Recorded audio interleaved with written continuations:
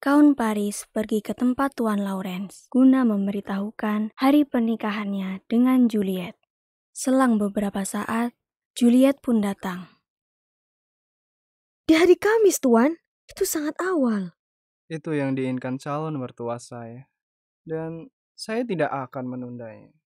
Anda bilang Anda tidak tahu bagaimana perempuan itu berpikir. Itu memang hal yang sulit untuk ditebak. Dia sangat sedih atas kepergian sepupunya, Tibak. Jadi, saya tidak bisa berbicara tentang cinta dengannya. Tuan, ayah berpikir tentu akan buruk jika membiarkannya terus bersedih. Ayah cukup bijak untuk mempercepat pernikahan kami agar dia berhenti menangis. Jika dia memiliki seseorang di sisinya, dia tidak akan menangis lagi. Sekarang, Anda mengetahui alasannya mengapa. Senang melihatmu, istriku. Itu mungkin bila aku memang istrimu. Tentu saja, cintaku. Setelah hari Kamis nanti, Apa yang harus terjadi, terjadilah. Itu adalah kebenaran yang pasti. apa kau datang untuk membuat pengakuan? Jika aku menjawab pertanyaanmu, aku akan membuat pengakuan kepadamu. Apakah Anda punya waktu untukku, Tuan Lawrence? Atau sebaiknya saya datang nanti malam? Aku punya waktu untukmu sekarang, putriku yang malang. Tuan Paris, bisakah Anda meninggalkan kami berdua? Tuhan melarang saya untuk menghalangi ketaatan yang suci. Juliet, Kamis pagi nanti aku akan membangunkanmu. Sampai nanti, selamat tinggal gadisku. Simpanlah ciuman suci ini. Tutup pintunya.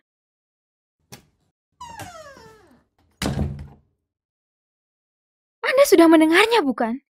Kekacauan ini benar-benar tidak bisa diatasi. Aku telah mengetahui kesedihanmu. Kau harus menikahi pangeran itu pada hari Kamis, dan tiada hal apapun yang bisa menundanya. Jangan bicara tentang pernikahan ini, kecuali Anda mengetahui bagaimana cara menghentikannya. Jika Anda yang sangat bijak tidak bisa membantuku, maka jadilah saksi untuk jalan keluarku ini.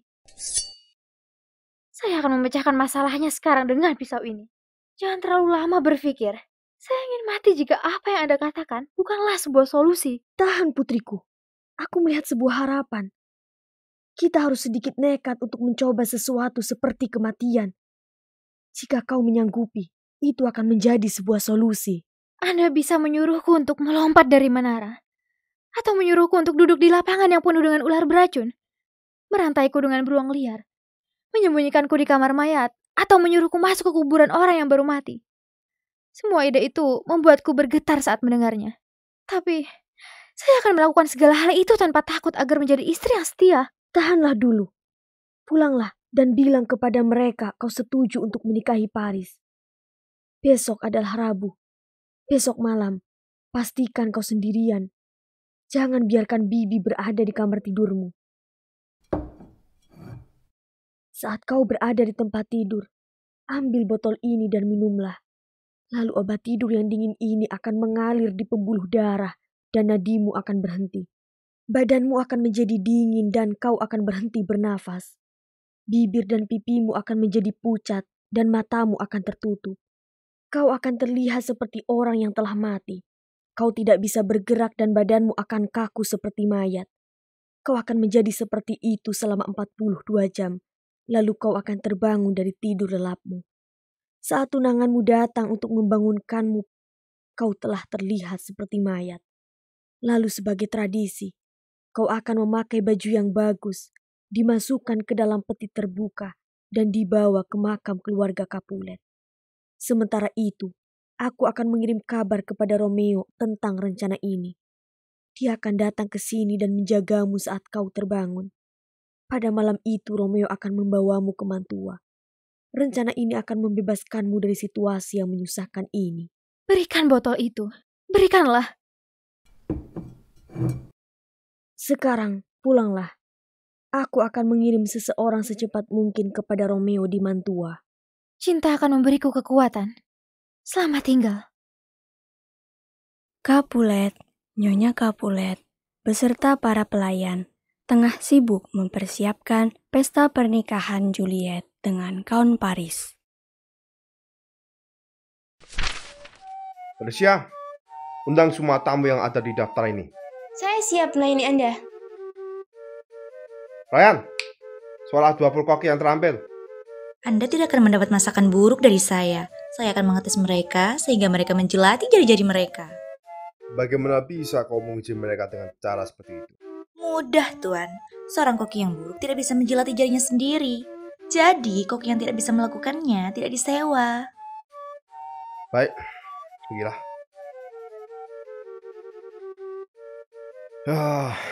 Kita tidak akan siap untuk perayaan ini. Bibi, apa putriku pergi menemui Tuan Lawrence? Benar, Tuan. Untuk membuat pengakuan atas dosa-dosanya. Semoga Tuan itu bisa menasihatinya. Dia anak yang keras kepala.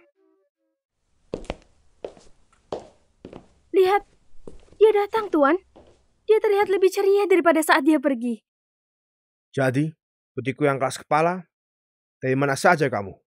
Aku pergi ke suatu tempat di mana aku belajar bahwa menjadi tidak patuh kepada ayahku adalah sebuah dosa. Tuan Lawrence menyuruhku untuk berlutut dan memohon maaf padamu. Maafkan aku, ayah tercinta, karena aku telah melawanmu. Untuk selanjutnya, aku akan hidup di bawah aturanmu. Aku mengampunimu, putriku. Berdirilah. Sekarang, di hadapan Tuhan, seluruh kota ini butang budi pada orang suci itu. Bibi, maukah kau pergi bersamaku dan memilih pakaian serta perhiasan yang akan kukenakan besok? Tidak, putriku. Tidak sampai hari Kamis. Masih ada banyak waktu. Pergilah Bibi, pergilah bersamanya. Kita akan mengadakan pernikahan ini besok.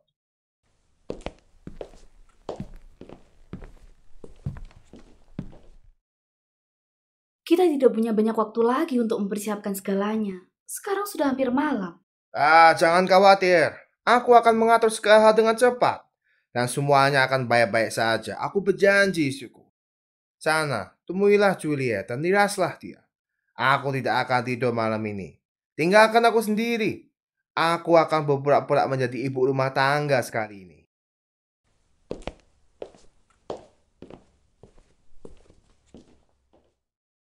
Apa? Mereka semua pergi? Baiklah. Aku sendiri yang akan pergi ke Tuan Paris supaya mempersiapkan diri untuk besok. Hatiku sungguh bahagia karena gadis bermasalah itu telah kembali. Dan sekarang dia akan segera menikah.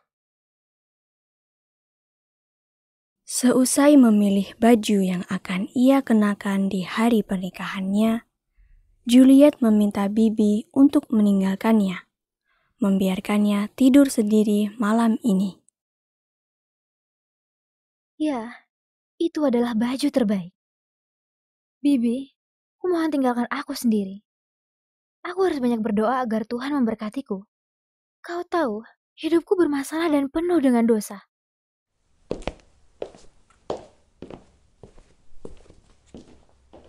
Putriku, apa kau perlu bantuan? Tidak, Ibu. Kami sudah menemukan pakaian terbaik untuk kukenakan di upacara pernikahan besok. Jadi, jika Ibu tidak keberatan, aku ingin ditinggal sendiri sekarang. Biarkan Bibi duduk dengan Ibu malam ini. Aku yakin, Ibu memiliki banyak hal yang harus dipersiapkan untuk acara yang mendadak ini. Baiklah, sekarang tidur dan beristirahatlah. Itulah yang kau butuhkan. Selamat malam, putriku.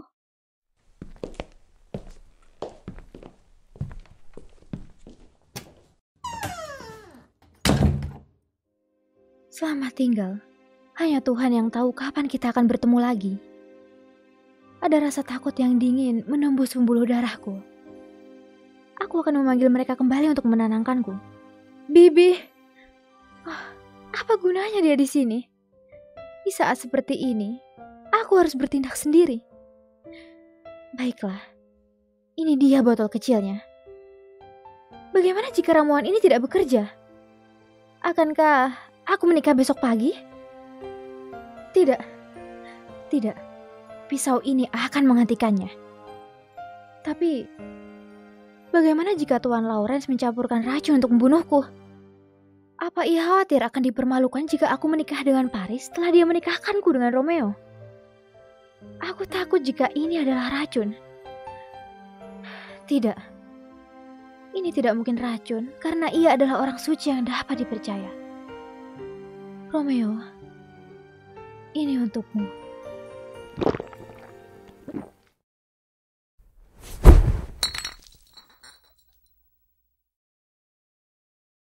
Semua orang masih disibukkan dengan persiapan pernikahan besok pagi, kecuali Juliet yang masih tertidur pulas di kamarnya. Bibi, ini kuncinya. Ambilkan lebih banyak bumbu. Juru masak memanggil untuk meminta buah kurma dan quincy. Kita harus cepat. Paris akan segera berada di sini. Beli apapun yang kau butuhkan dan jangan pikirkan biayanya. Tuanku, beristirahatlah. Anda akan sakit karena Anda terjaga sepanjang malam. Ada-ada saja. Aku sudah terbiasa begadang sebelumnya. Bahkan untuk hal yang lebih sepele daripada ini. Dan aku tahu kenapa. Kau dulu sering begadang demi menggoda para gadis, kan? Dasar mata keranjang. Kau masih saja cemburu setelah bertahun-tahun. Apakah pujianku belum cukup untuk membuatmu senang? Kau ini. Sekarang, kawan, apa yang kau punya di sana? Alat-alat untuk juru masak, Tuan, tapi saya tidak tahu apa itu. Baik, cepatlah. Ryan, ambilkan lebih banyak gelas. Panggil Patricia. Dia akan menunjukkan di mana gelas-gelas itu berada. Saya cukup pintar untuk menemukan kayu sendiri tanpa mengganggu Patricia, Tuan.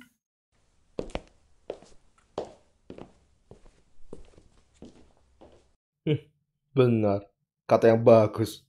Orang itu lucu. Dia membawa gelas banyak sekali.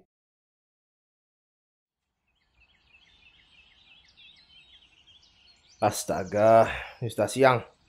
Pangeran Paris akan segera datang dengan musik. Setidaknya dia bilang mau melakukannya. Oh, aku mendengar dia mendekat. Bibi! Bibi! Tenanglah, Tuan. Ada apa? Pergi bangunkan Juliet. Bantulah dia bersiap-siap. Aku akan pergi mengobrol dengan Paris. Cepatlah, mempelai laki-laki sudah ada di sini. Bibi yang pergi membangunkan Juliet di kamarnya, terkejut mendapati Juliet yang tak kunjung bangun setelah berulang kali mencoba membangunkannya. Juliet! Nona!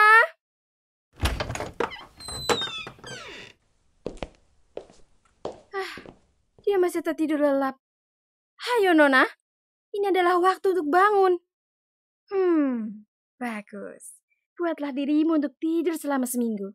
Karena besok malam, aku yakin Paris tidak akan membiarkanmu banyak istirahat.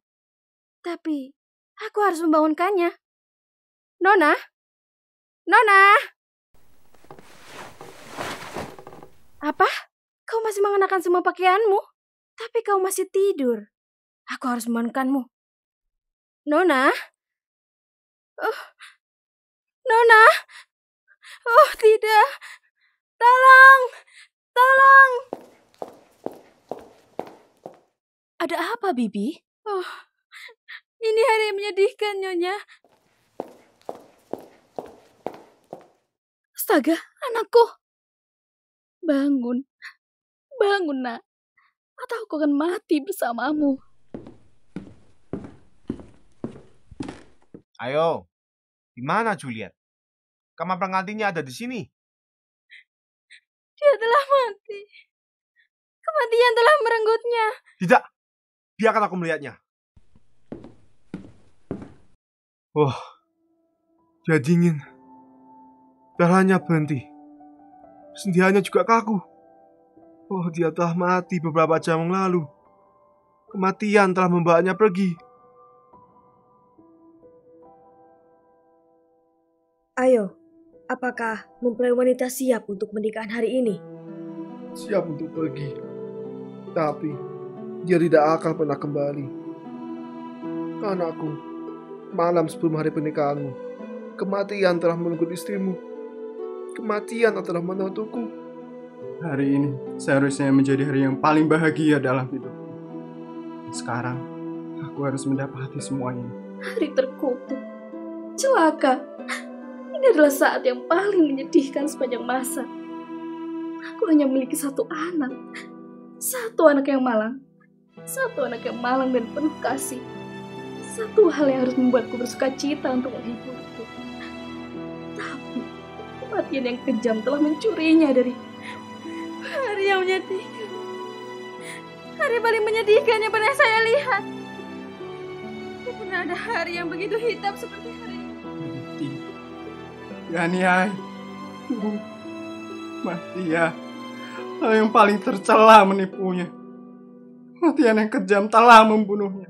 Kematian telah merenggut semuanya. Oh, mengapa ini harus jadi sekarang? Mengapa kematian harus mengajukan pernikahan kami? Anakku telah mati. Dia akan dikuburkan. Begitu juga kebahagiaanku. Tenanglah. Obat untuk kebingungan bukanlah berteriak ataupun menjerit. Percayalah bahwa ia berada di tempat yang lebih baik sekarang. Bagaimanapun, kita tidak dapat mencegahnya dari kematian. Wajar bagi kita untuk meneteskan air mata untuknya. Tetapi kenyataannya, kita harus bahagia untuknya.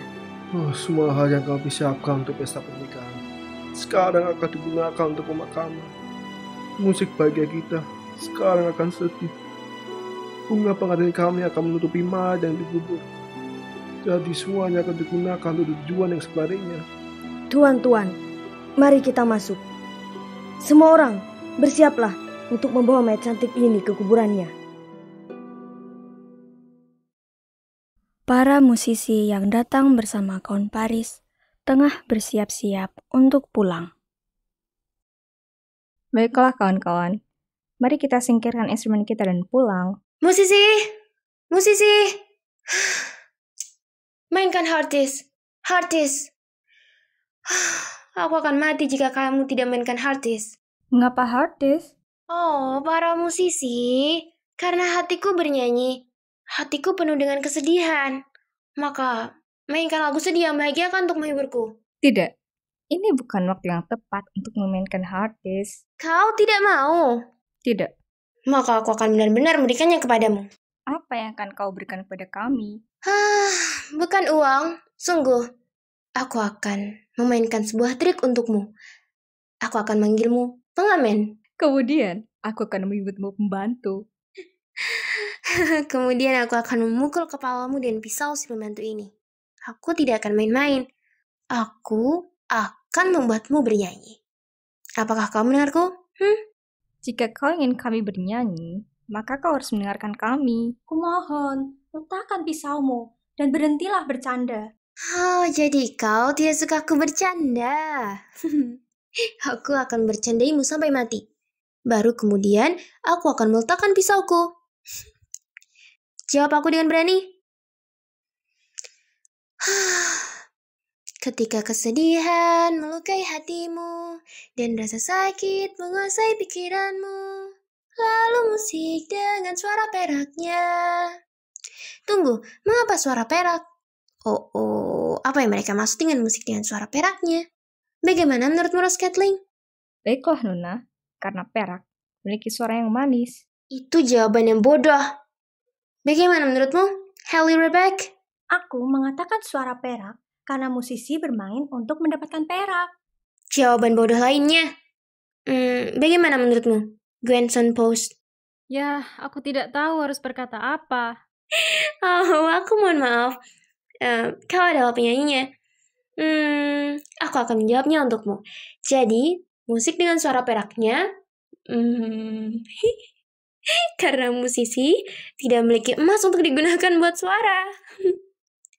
Lalu musik dengan suara peraknya membuatmu merasa baik-baik saja. Orang ini sungguh menyebalkan. Lupakan dia, Rus. Ayo kita masuk ke sana. Kita akan menunggu pelayat dan tinggal untuk makan malam.